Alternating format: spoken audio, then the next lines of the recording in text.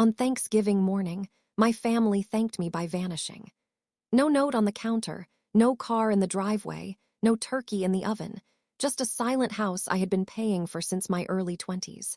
For a long moment, I just stood there in the hallway, the cold air brushing against my ankles, every room too quiet to feel real. Thanksgiving at the Blake house was never quiet. My mother usually blasted holiday music before sunrise. My father hollered at football commentators who couldn't hear him. And my siblings, Tyler and Madison, complained about how early 9 a.m. was. But today the house felt hollow, abandoned in a way that didn't match the date on the calendar. I moved from room to room, half expecting them to pop out and yell surprise, but the place was stripped of any signs of life. No ingredients on the counter, no coats on the hooks, no cars outside. Even the thermostat felt colder than usual, like someone had turned it down before leaving. Something felt wrong, but not in a dangerous way, in a deliberate way. I checked my phone. No texts, no missed calls, no reminders about the drive to Uncle Gary's. Then I saw it, a bank alert. Withdrawal processed. $6,400. My chest tightened. That was the balance of our joint family emergency account, a fund I had filled for years, a fund I kept alive alone. Before panic could settle, another notification buzzed in, this one from social media. A picture. My family. All four of them smiling under a wooden sign that Red Pine Summit Lodge. Matching winter coats. Snow in the background. A Thanksgiving getaway. No one had said a word to me. I stared at the screen, stunned. My mother's caption read, "Family time is everything." Family time, but apparently not with me. My stomach dropped, but not from shock. Something colder settled in. An understanding that had been building quietly for years finally sharpened. They didn't forget me. They excluded me. While the house I paid for sat cold and empty, they were raising champagne glasses at a resort financed by the emergency fund I built with my paychecks. The numbness faded. A different clarity rose in its place. They had made a choice. And now it was my turn. If they wanted a life without me, I decided I would show them exactly what that life looked like. The first thing I felt was not anger. It was relief. A strange, quiet relief that spread through me like warm water in cold pipes. For the first time in years, my family had shown me exactly where I stood, with unmistakable clarity. I had always suspected they relied on me without valuing me, but now they had gone a step further. They removed me entirely, and in doing so, they freed me. I sat at the kitchen counter, the same counter I scrubbed every week, the same counter where countless bills had been sorted, paid, and filed under my name. I opened the drawer beneath it and pulled out my binder, the one no one knew about but me. A thick, heavy 3-inch binder filled with 6 years of evidence. Bank statements, loan documents, utility bills, receipts for appliances. A record of every dollar that passed through my hands and into this home. At first, I created the binder to stay organized. Later, I kept it because something deep inside me anticipated a moment like this. A moment when I would finally need the truth written down in black and white. I flipped through the pages, feeling the calm settle deeper. I wasn't plotting revenge. I wasn't thinking about teaching them a lesson. I was thinking about survival, my own. For years, I convinced myself I had no choice. They needed me. They were struggling. Things would get better soon. But soon turned into 6 long years of me paying for the mortgage, the insurance, the internet, the repairs, the groceries, and every emergency they created. And now those same people were at a mountain lodge drinking hot cocoa purchased with my emergency savings. I closed the binder gently. If they could take a vacation without me, they could live without my money too. I went upstairs to the small office I used for remote work and opened my laptop. My fingers hovered over the keyboard for a second before the decision clicked into place. I began with the auto payments. Mortgage withdrawal, canceled. Internet service, canceled. Car insurance, canceled. Water and electricity, both scheduled to terminate next week. Next, the joint savings account. I froze it, filed a fraud alert, requested a complete investigation into the unauthorized withdrawal. Then the loans, 4 of them, one for Tyler's business, one for Madison's tuition deficit, 2 for repairs my parents couldn't afford, all co-signed by me. I submitted removal requests for each one, attaching the binder documents as proof that I had been the primary payer all along. Then, the final step, an appointment. A small apartment complex downtown had one vacant studio, available immediately for a rush processing fee. I filled out the application and paid the deposit on the spot. In 2 days, I would be gone. No argument, no confrontation, no dramatic storm out, just a quiet exit from a life where I was never really part of the family, only the funding. As I shut my laptop, I felt something in my chest loosen. Maybe it was fear, maybe guilt, maybe the version of myself who stayed quiet for 6 years finally breaking free. One thing was certain, they left without me. Now I was leaving completely. But leaving meant taking back everything they never appreciated, and when they returned home, they would learn what a life without me truly felt like. I began my exit the same way I had held this family together for years, quietly, efficiently, and with absolute precision. At dawn the next morning, a moving truck pulled into the driveway. I had chosen a company with a premium holiday rate because they were the only ones who agreed to come immediately. The higher cost didn't bother me. I wasn't just moving, I was reclaiming my life. 3 movers stepped out, bundled in heavy coats, their breath fogging in the cold November air. "You must be Miss Blake," the foreman asked. "Yes," I said, holding my binder like a passport. "I have a list of items that belong to me." The list was long. The living room TV, the sofa I bought during a winter sale, the washer and dryer I purchased when the old set died, the Wi-Fi mesh system I installed, my mattress, my desk, my chairs, my microwave, my air purifier, the expensive blender for the smoothies no one thanked me for, the small appliances whose warranties all had my name printed across them. Piece by piece, the movers removed the items with calm professionalism while I followed behind, checking each one off my list. It didn't feel vengeful. It felt methodical, necessary. Every room I walked through seemed to echo with memories of moments when I paid, repaired, or replaced something while everyone else pretended not to notice. Madison complaining the old dryer smelled weird. Tyler insisting the house needed a bigger TV for the holidays. My father shrugging when the fridge broke, saying, "You're good with finances, sweetheart. Can you handle it?" I handled everything. Until now, when the movers reached the kitchen, the foreman paused at the stainless steel fridge. "This is yours." "Yes," I said, flipping to the page with the receipt. "Delivery, installation, and extended warranty. All under my name." He nodded, and they began unhooking it. By noon, half the house looked unfamiliar, stripped of the things I had poured my energy and money into. With every item they carried out, the house felt more honest. For the first time since moving back years ago, I could see the house for what it truly had been. Not a family home, but a stage where everyone played the part of a loving family while I paid for the props. When the movers took their lunch break, I walked through the hollow rooms. The living room looked shockingly small without the furniture. The kitchen counters were bare. My bedroom was almost empty, just a frame without a mattress. It didn't feel sad. It felt like removing a weight from my chest, layer by layer. By late afternoon, the last piece, a bookshelf I assembled alone 3 years ago, was secured in the truck. The foreman handed me the clipboard. "Delivery address?" he asked. I gave him the address to my new studio apartment. When the truck pulled away, I stood in the front yard and watched it disappear down the street. There was no guilt, no hesitation, only a slow, steady calm. Inside, I walked the empty rooms one more time, taking photos and video of every corner. Not out of sentimentality, but documentation. Then I placed my house key on the kitchen counter, right next to a fresh stack of unpaid bills addressed not to me, but to Diane and Richard Blake. Their names, their responsibility. At last, as I stepped outside and locked the door for the final time, a quiet thought settled in my mind like a closing door. They abandoned me on Thanksgiving, and now I had abandoned the version of myself who tolerated it. But the real shock was yet to come, because when my family returned from their cozy mountain getaway, they would learn what Thanksgiving without their responsible one truly cost. 4 days later, while sitting in my new studio apartment, I finally saw the moment everything shifted.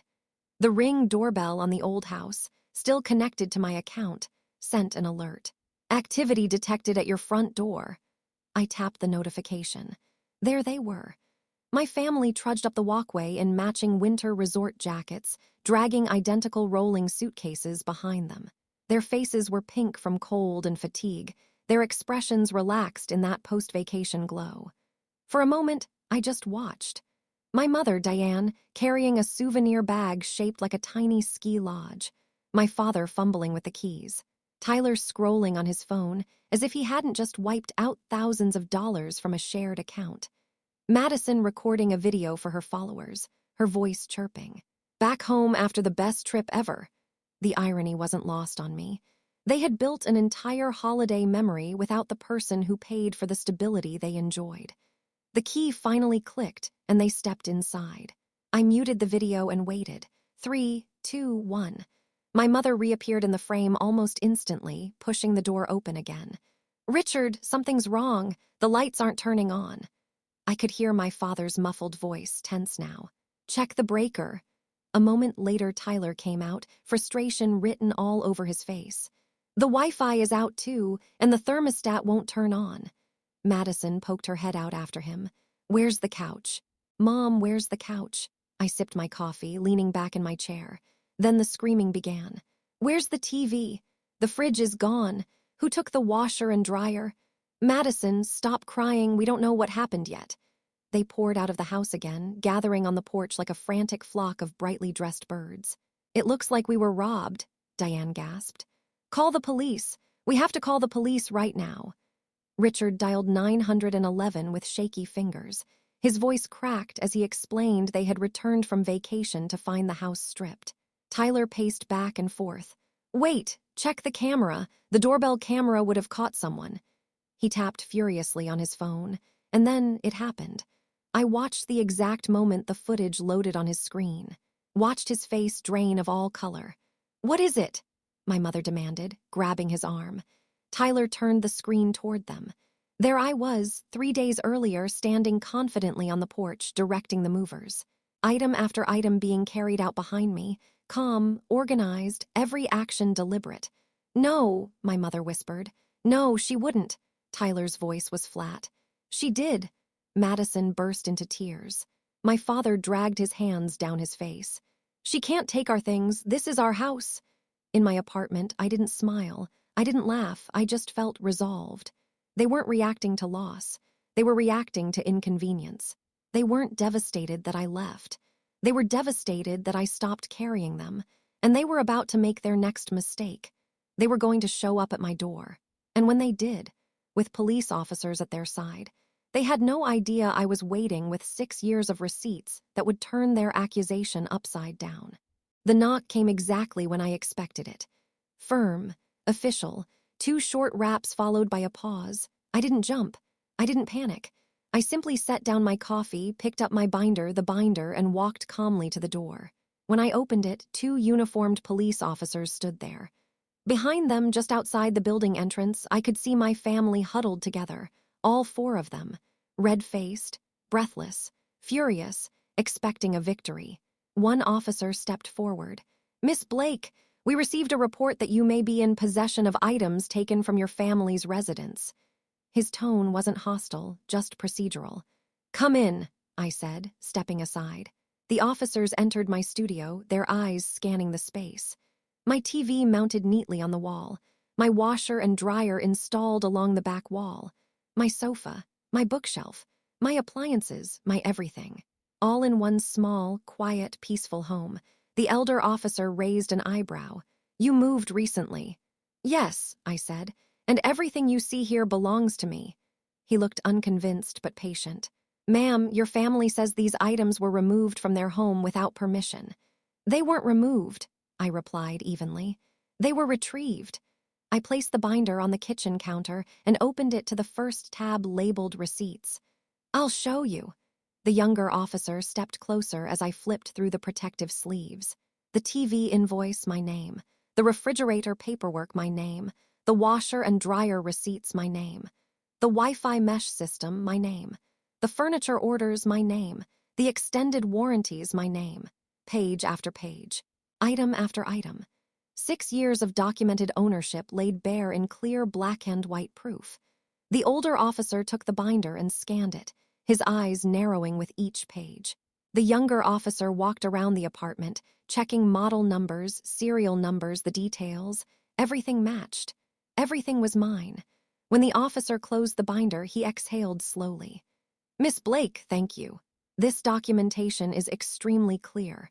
As far as we can tell, you have not taken anything that doesn't belong to you." I simply nodded. "Would you like us to speak with them directly?" he asked. I hesitated for half a second, not because I doubted my answer, but because it felt surreal. For years, I had been the one smoothing things over, apologizing, fixing problems, filling financial gaps no one acknowledged. Now someone was asking if I wanted protection from them. "Yes," I said. "Please." The officers turned to leave. As soon as they stepped into the hallway, the sound of my mother's voice burst upward through the stairwell. "Is she being arrested?" "No, ma'am," the officer replied, his voice echoing. "These items legally belong to her." "What? That's impossible," Tyler snapped. "She stole from us." "No," the officer said firmly. "She took her own property. And I strongly advise all of you to leave her alone before this escalates into harassment." I heard the sharp inhale of my mother, the stuttering disbelief of my father, the angry mutters of Madison and Tyler blending together. Then footsteps, then silence. I closed my door gently. No celebration, no triumph, just quiet. A quiet I had earned. A quiet I intended to protect. I walked back to the window and watched my family climb into their car, all of them talking at once, their faces contorted in outrage, not because they were wronged, but because they were no longer in control. For the first time in my life, they had to face a world where I was not their safety net. But their desperation didn't stop there, because 2 months later, they tried to drag me into court, convinced they could force me back into their roles. They had no idea what awaited them. 2 months passed before I heard from them again. 2 months of silence that felt like oxygen returning to lungs I hadn't realized were starved. 2 months of living in a place where every inch, every bill, every object was undeniably mine. Then, one cold January evening, a thick manila envelope arrived in my mailbox. Blake versus Blake Small Claims Court. I stood in the hallway of my building, envelope in hand, not surprised, just tired. Deep, bone-level tired. Inside was a lawsuit for $4,800 in emotional damages and stolen family property. My mother's shaky signature sat at the bottom of the form. My father's handwriting filled the description of loss section. Tyler and Madison were listed as injured dependents. Dependents. The word almost made me laugh. They weren't suing because they believed they were right. They were suing because they believed I would fold. Just like always. But the woman they were dragging into court now wasn't the same daughter who paid their mortgage in silence. I wasn't bending anymore. The courtroom was small, sterile, and dimly lit. They sat on one side, my mother gripping tissues, my father looking defensive, Tyler restless, Madison glaring at me with pure resentment. I sat alone on the opposite bench. When our case was called, the judge, a middle-aged man with sharp eyes and an expression that said he'd seen every family mess imaginable, reviewed the complaint. Richard Blake spoke first. "Your Honor, our daughter removed essential items from our home. She left us unable to function. We've suffered emotional stress and financial hardship." The judge held up his hand. "You claim these were shared family items?" "Yes," my mother said quickly. "We were a household. Everything was for the good of the family." "And you're requesting $4,800. "Yes," she repeated, her voice trembling dramatically. The judge turned to me. "Miss Blake, your response." I didn't speak.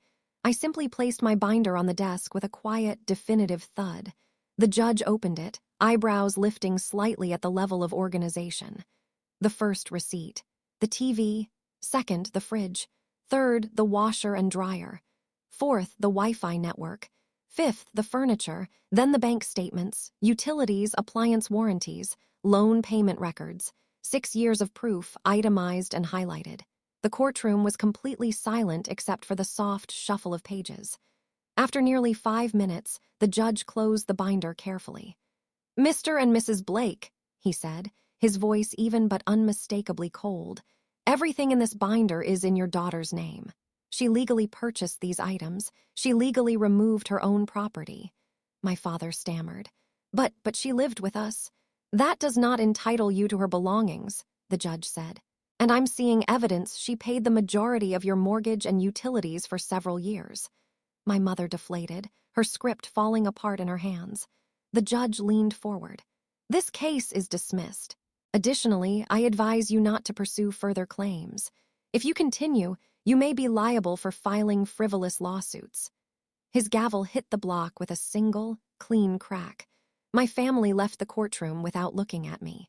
Not one apology, not one acknowledgement of what came to light. And for the first time, I realized something with total clarity. They weren't angry because they lost the case. They were angry because they lost their control over me. But life has a way of leveling people. And a few months later, when their world collapsed completely, I learned what real freedom felt like. Spring crept in slowly that year, but for me, it felt different. There were no frantic calls about overdue bills. No surprise charges hitting my account. No tightness in my chest every time my phone buzzed. Instead, my life had narrowed in the best way possible. My little studio wasn't much, but it was real. Paid for by my work. Filled with my things. No one else's name attached to anything I owned. One afternoon in late March, my phone lit up with an unknown number. "Hello," I answered. "Lauren," a familiar voice said. "It's Gary, Uncle Gary." I leaned back in my chair. "Hi," I said evenly. "What's going on?" he sighed. "I'm going to be blunt. The house is in trouble. They fell behind on the mortgage. Your parents thought they'd be able to handle it, but the bank has started foreclosure proceedings." I stared at the wall for a moment, letting his words hang there. "What do they want from me?" I asked. Another pause, softer this time. "They were hoping maybe you'd consider stepping in again, just for a while until things stabilize." There it was. The old hook they'd always used, just for now. Just until things get better. Just help us this one last time. But there was no now anymore. Only patterns. "Uncle Gary," I said quietly, "they chose to take a vacation with my savings and leave me behind. They called the police on me, they sued me." I know," he rushed to say. "I told them it was a mistake, but they're scared, Lauren." "So am I said. "Scared of going back to being the person who fixes everything while they never change." On the other end of the line, I could hear the faint hum of his breath. "Then that's your answer?" he asked. "Yes," I said. "They'll have to live within what they can actually afford, just like everyone else." He didn't argue. Maybe he finally understood. Maybe he never would. But after we hung up, I felt no urge to call my parents. No instinct to apologize. They were adults. If they could plan a secret vacation, they could figure out a budget. A month later, I got a notification from a local real estate page I still followed out of habit. "Blake Family Home, Banconed listing foreclosure sales scheduled for May." I stared at the photo of the house, my old house. It looked smaller in the thumbnail, less impressive, just another property on a long list of addresses. I closed the app. Around that time, my life began to grow in ways that had nothing to do with square footage. I signed up for a weekend photography class after years of telling myself I didn't have time. I bought groceries without calculating what portion was really for them. I woke up on Saturdays with no one demanding a ride, a payment, or a favor. 3 months after the foreclosure notice, a message appeared in my LinkedIn inbox. From Tyler Blake, "Hey Lauren, hope you're doing okay. Things have been rough lately. I have a job interview coming up at a tech company, and it would mean a lot if I could list you as a reference. You know how committed I am when I get serious about something. Can you help me out?" For a long time, I would have read something like that and felt a pang of obligation, a tug of guilt, a voice in my head saying, "He's your brother. You're supposed to help." But another voice, the one I had ignored for years, spoke up first. The one that remembered the drained emergency fund, the vacation photos, the police at my door, the courtroom. This time, that voice was louder. I stared at his message for a moment, then clicked the 3 dots in the corner. Ignore, block. It wasn't dramatic. It wasn't vengeful. It was a boundary. Months passed. The seasons turned again. And then, without me really noticing when it started, my life built itself into something steady, ordinary, and deeply mine. a raise at work, a small emergency fund in my own name, quiet evenings with a book instead of family crises. On the next Thanksgiving morning, I woke up in my studio, sunlight soft against the wall. No pounding music, no shouting, no chaos, just quiet, real quiet. I made myself coffee. I baked a small sheet pan of roasted vegetables and a single turkey breast. I set one plate on my tiny table with one glass, one fork, one knife. There were no elaborate decorations, no group photos, no social media posts to prove anything, just me. Before I took the first bite, I glanced at my phone. No messages from my family, no invitations, no demands. For the first time, Thanksgiving wasn't about serving a family that only valued my output. It was about gratitude for something I never had before. A life where every bill with my name on it belonged only to me. A home where silence was not a punishment, but a choice. A story where I was no longer the supporting character propping everyone else up. As I ate, I thought back to that first Thanksgiving morning when I woke up to an empty house I had paid for and a family that had vanished without me. They thought leaving me behind on their vacation would change nothing. Instead, it changed everything. I didn't send them money. I didn't send help. I didn't send apologies. All I sent back was the bill. And finally, I stopped paying the price for a family that never saw the cost. Because sometimes, the most powerful revenge is not destruction. It is walking away, closing your wallet, and letting people live on exactly what they put in.